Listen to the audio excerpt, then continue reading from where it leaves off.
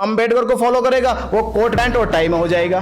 भगवा पहनने वाला भी है, मुंडन करने वाला भी है, तो जटा रखने वाला भी है, मूर्ति पूजा वाला भी है, तो गैर मूर्ति पूजा वाला भी है, मंदिर में बैठने वाला भी है। तो जय भीम जय भारत मेरे सभी साथियों को।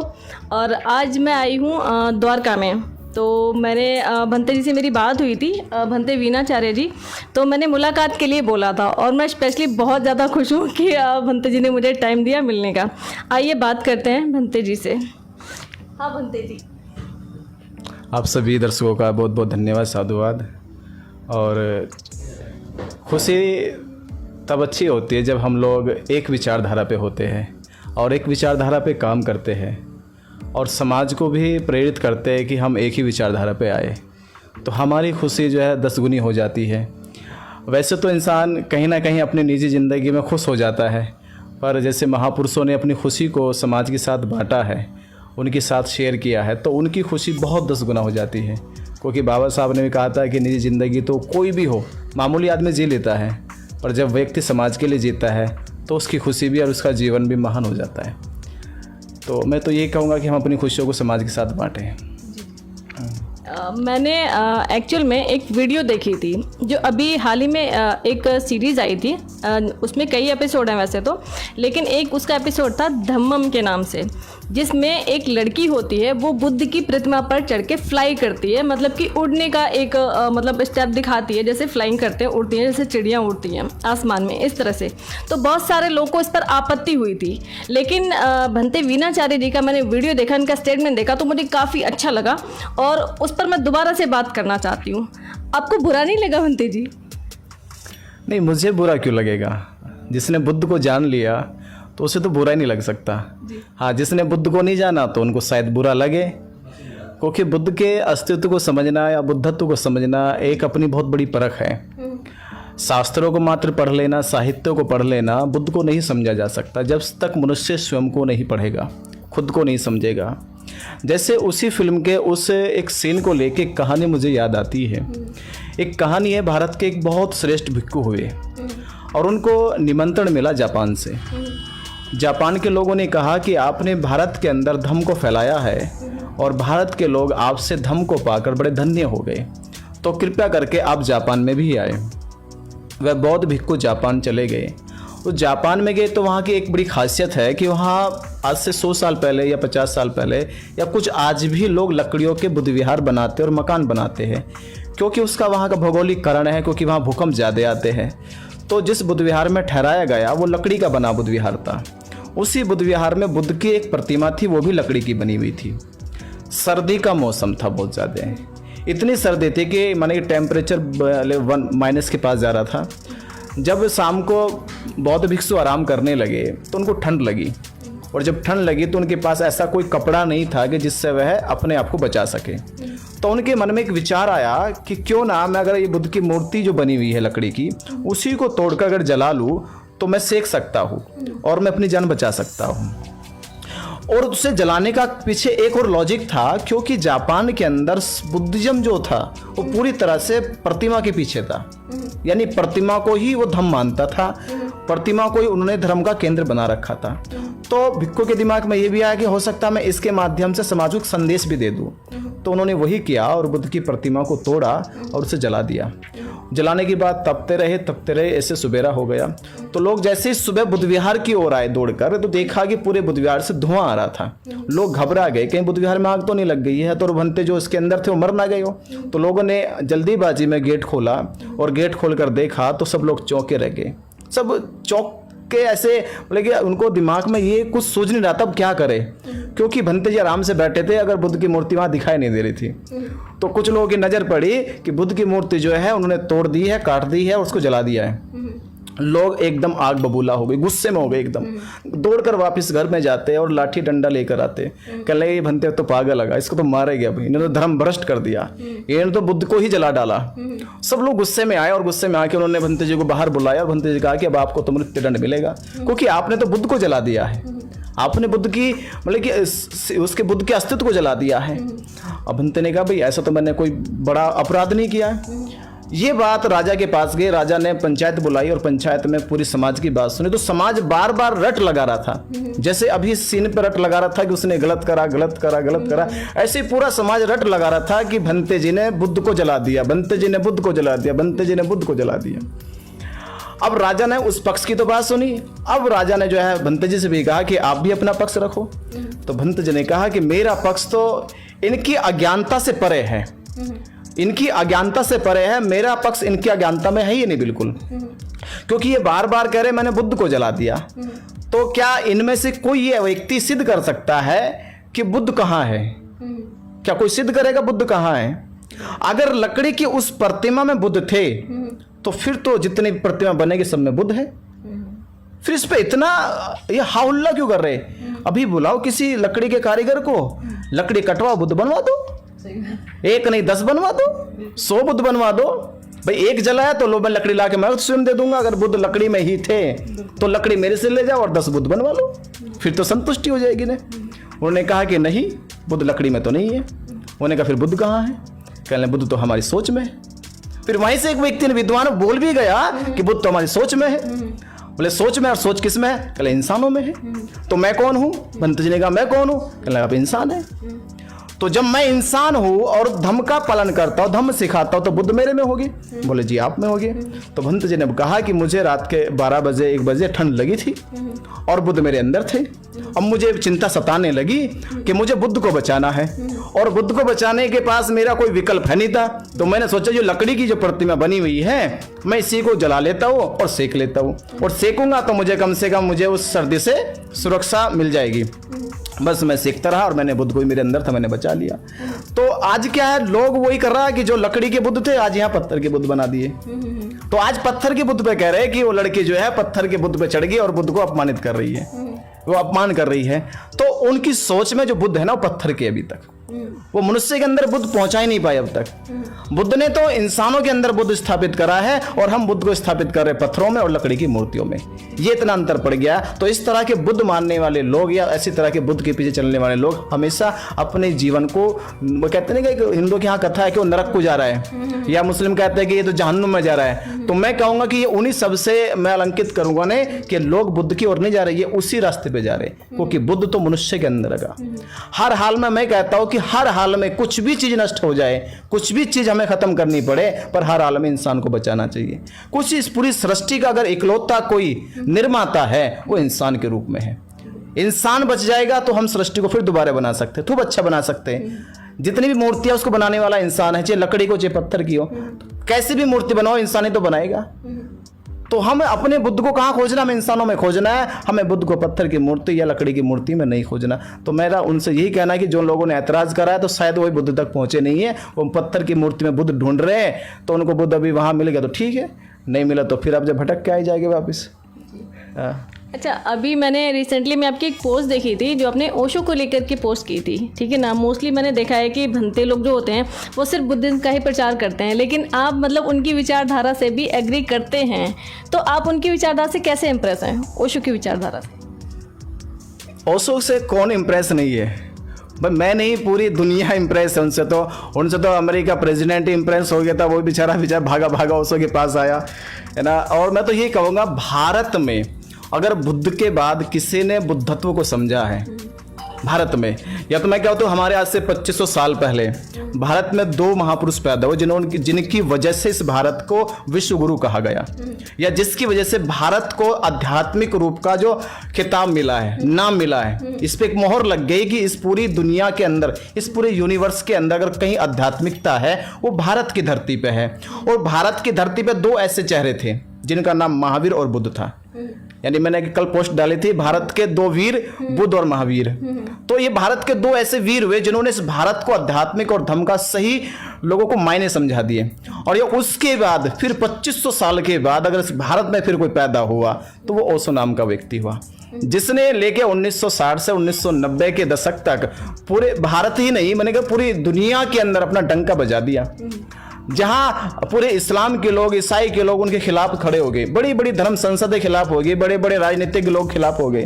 कोई ऐसा आदमी, इतना आधुनिक आदमी जो अपनी बात को बेबाकी से रखता था, और उसकी बेबाकी बात का पता लगाया जा सकता है। जैसे वो व्यक्ति जैनिज्म समाज में पैदा हुआ, एक जैन घर में पैदा होता है, और जो जैन घर में पैदा हो जाए, वो कहता है कि जो आदमी जहां पैदा होता है उसका वहां एक लगाव होता है जेनेटिक तौर पे।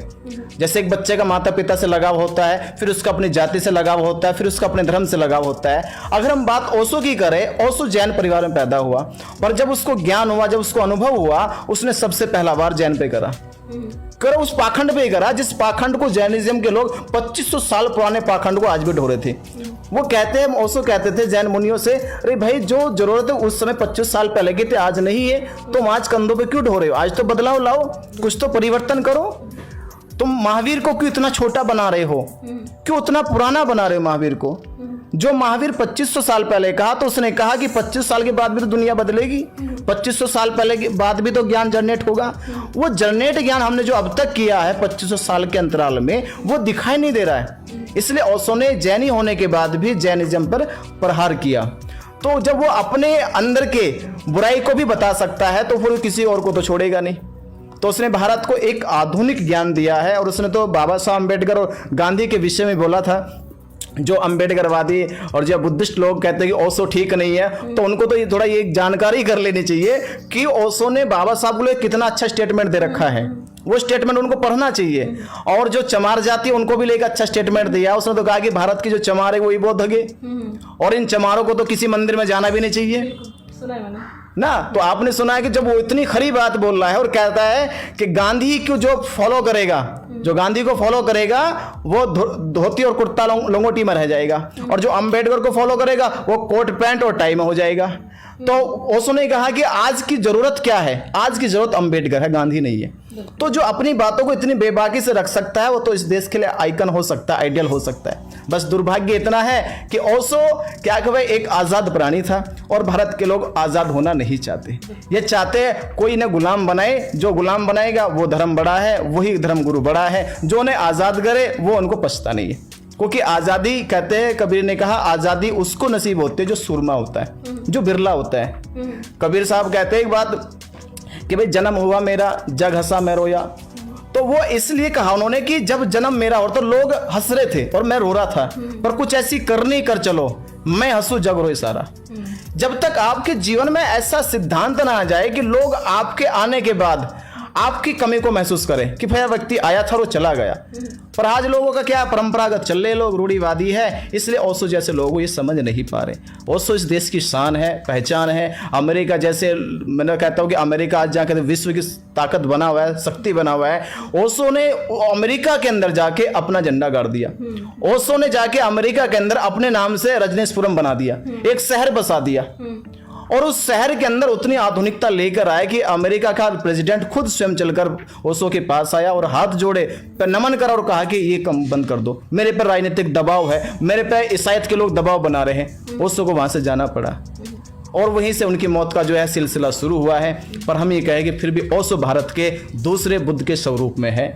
बुद्ध के नाम को अगर किसी ने पूरी दुनिया में फिर से दोबारा से खड़ा किया है, वो नाम ओशो का है। मैं उनके बारे में कहा। अच्छा, मैंने एक चीज़ और देखी है, मतलब खुद भी देखी है मैंने, ये चीज़ देखी है कि अपने इंडिया में जो भंते लोग हैं बहुत सारे, आपका तो खैर मैं जितना अभी तक तो जितना मैंने जाना है उस हिसाब से मुझे कोई भी पाखंडवादी ऐसी चीज़ लगी नहीं, लेकिन मोस्टली जो शादी कराते हैं और ये बच्चों का नामकरण करवाना और तरह तरह के पाखंड, इसमें जहाँ से लिप्त होते जा रहे हैं। तो मुझे लगता है कि कहीं ना कहीं बुद्धिज़्म में पाखंडवाद घुस रहा है। आपकी क्या राय है इस पर? देखिए, पाखंड हमारे भूगोल में आ गया है। अब जब भूगोल में आएगा तो नहीं, हमारे वायुमंडल में आ गया। भाई सांस लेगा उसमें पाखंड चला जाएगा, कोई पानी पिएगा पाखंड चला जाएगा। नहीं, मैं ये बात पूछ रही हूँ कि आप उन लोग के लिए एग्री करते हैं उनको ऐसा करना चाहिए? उनको प्योरीफाई करना पड़ेगा ना भाई। मैं ये कहना चाह रहा है कि हमारे पूरे भूगोल में पाखंड आ गया है। तो जब पाखंड आ गया तो हमारा जो पानी है, यहाँ इसने आरओ लगा रखा है हमारे मोहित ने, वो क्यों लगा रखा उसे पता है कि हमारे जो जल में है ना प्रदूषण आ गया है, तो आरओ लगाएगा, उसे फिल्टर करेगा और पिएगा। तो हमें ये समझ लेना चाहिए कि हमारे पूरे भारत के भूगोल में और भारत के समाज में जो है ना पाखंड आ चुका है। तो हमें समाज को प्योरीफाई करना है, उसे एक फिल्टर लगाना है। तो आप फिल्टर करने का काम करेंगे? हाँ, मैं वही काम करने में तुला हुआ हूँ। और मैं तो ये कहता हूँ कि ओशो ने एक बार कहा था, एक मंसूर हुए जिन्होंने इस्लाम को सही प्रेजेंट करने का काम किया। तो मंसूर के गुरु कहते हैं कि भाई तूने ऐसे मत बोल, लोग तेरी जान के दुश्मन बन जाएंगे, तुझे मार डालेंगे सारे मुसलमान मिल गए। तो मंसूर कहता है अपने गुरु से कि गुरु देखो, मरना तो मुझे एक दिन ही है, पर मैं कम से कम परिवर्तन की मिसाल बन के जाऊंगा। वो भले मंसूर मतलब केवल 27 साल उम्र में जिया बेचारा। वो 27 साल ऐसी उम्र होती है कि आदमी की, कुछ तो लोगों की शादी भी नहीं होती है 27 साल की उम्र, कुछ लोगों को तो कैरियर भी नहीं बन पाता है, कुछ लोग तो एजुकेशन ले रहे होते हैं। उस 27 साल की उम्र में उसने इतना बड़ा बिगुल बजा दिया। उसने कहा कि इस्लाम धर्म को सही से प्रेजेंट करूंगा, और उसने कहा कि अल्लाह कहीं आसमान में नहीं है, उसने कहा कि ज्ञान की चीजें कुरान में नहीं है, उसने कहा कि अगर कुछ भी है वो हमारे अंदर है। ये पहला इतिहास था इस्लाम धर्म के अंदर कि किसी व्यक्ति ने कहा कि अल्लाह ना तो ऊपर है ना कुरान में है, अगर कोई भी हमारे अंदर है वो हमारे अंदर है। ये बात जब मंसूर ने कही तो लोगों ने मंसूर को मार डाला। तो फिर भी वो मिसाल बन गया। आज लोग आज की चर्चा करते हैं। तो हमें समाज को एक परिवर्तन देना है, उसके लिए हमें क्या जान जोखिम में डालने पड़े। लोग हमारी जान ले ले, पर जान तो भाई एक दिन जानी है। बुद्ध ने एक चीज हमें और सिखाई है कि जब प्रचार करने जाओगे, अगर लोग तुम्हें गाली देंगे तो क्या करोगे? कहले गाली देंगे, मारेंगे थोड़े ना। बोले मारने लगे तो क्या करोगे? कहले मारेंगे तो जान से थोड़े मार देंगे। बुद्ध ने कहा अगर जान से भी मार दे फिर क्या करोगे? कहले कि उससे बड़ा जीवन क्या होगा? अगर हम अपने कर्तव्य पे, अपने उद्देश्य पे चलते हुए मृत्यु को प्राप्त हो भी जाए तो उससे बड़ा हमारा जीवन क्या होगा? उद्देश्य से भटके नहीं, हम अपने उद्देश्य से पीछे नहीं हटे, हमने अपने कर्तव्य का निर्वहन करते हुए अगर उस पर हमने मृत्यु को प्राप्त कर लिया, उससे बड़ा जीवन नहीं होगा।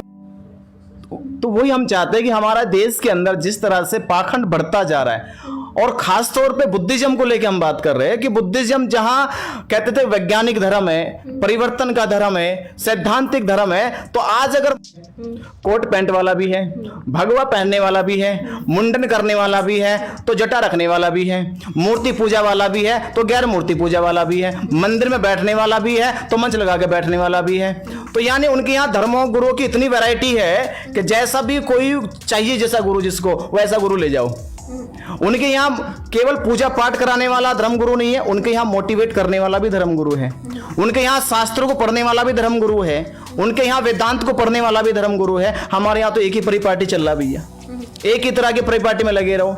लोग यहाँ तक कि अगर मैंने भी टी शर्ट पहननी शुरू की, मैं एक टी शर्ट पहन लेता हूँ फुल बाजू की यहाँ तक, तो लोग मेरे पे कमेंट करते हैं कि आपने ये क्यों पहन ली, कंधा खुला रखना चाहिए जैसे अब खुला हुआ है। तो मैंने कहा अगर मैं कंधा खुला ना रखूं तो कौन सा बुनियादी परिवर्तन हो जाएगा?